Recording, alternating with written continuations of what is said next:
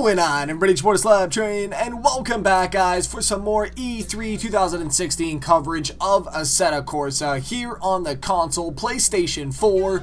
Today we are doing one lap on the Nordschleife and driving the Ferrari 599xx V12 720 horsepower on this beast, redlining to 9,000 RPM. Now, first thing, I gotta say, this game, as I said with the drifting aspect, it felt identical on the racing to the PC counterpart. It felt very nice. The cars were very heavily weighted when you were driving, and it just really gave you that immersive feel like you were actually driving that Ferrari right there. Now, we're using the 599 Evo rim from Thrustmaster on this setup, which was really cool, driving the real world car that the rim was based off of. So it was really cool using that, and just made for an absolutely unbelievable experience. And I threw down some pretty solid lap times here on the ring. I will be showing you guys my final lap time at the end of the video, but I just wanted to kind of focus on the gameplay. There was no 6-speed shifter on this. The car actually comes equipped with paddles in the real world counterpart, so on the game it just defaulted to whatever it actually is supposed to be using, which is a very cool feature.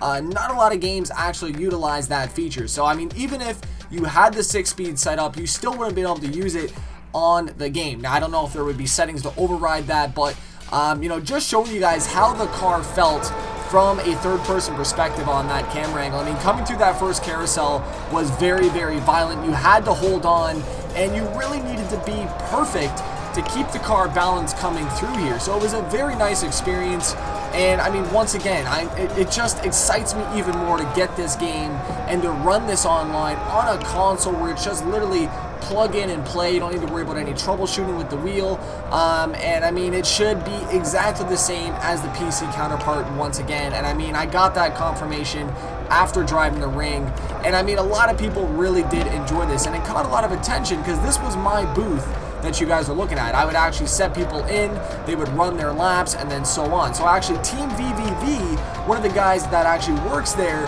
ended up posting up some footage on their channel where you can kind of see me helping them into the rig and then kind of talking in the background. But I actually noticed it. I'm like, oh shit, that's my rig, man. That's my setup. So it was really cool to see the team over there playing at the rig. Unfortunately, I didn't know that that was them at the time.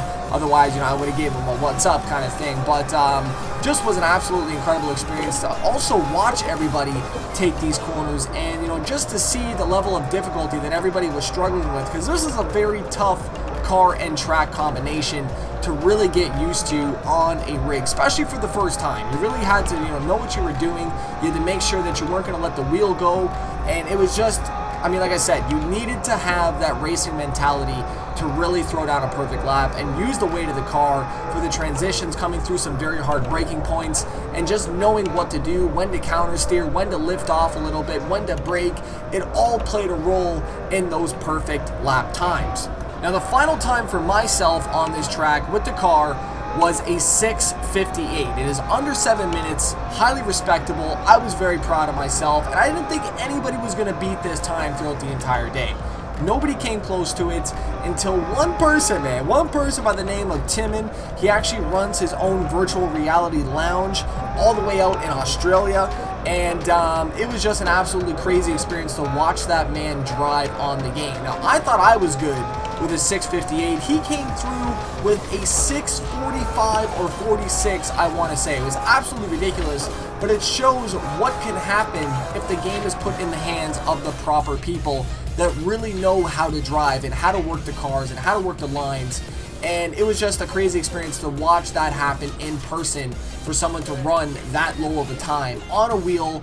I was impressed, no doubt about that, and he actually went over to the F1 side as well too, smashed that record, and then actually someone else ended up beating him throughout the day on that record. But it was just absolutely a crazy day running Assetto. Coming down that back stretch was very scary, I'm not gonna lie. When you're full on, full throttle, maxed out on there, having to come down, braking from 6th gear all the way down, it was very sketchy. And actually, one of the runs that I had, I ended up spinning out on there. But, you know, once you understand the physics, the mechanics of the game, you can really become very good at it, and it's a very satisfying feeling.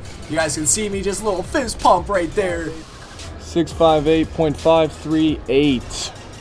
Not bad, man. Not bad at all. I challenge you guys, run the same car and track combination. Let me know your times down below. Don't cheat, man. Don't cheat. If you need to send me a picture over Twitter, slap_train, that will do as well. That is going to conclude Assetto for today. I got a little look at the replay angles. Everything's a go, man. Everything has come over from the PC, replay camera angles and all.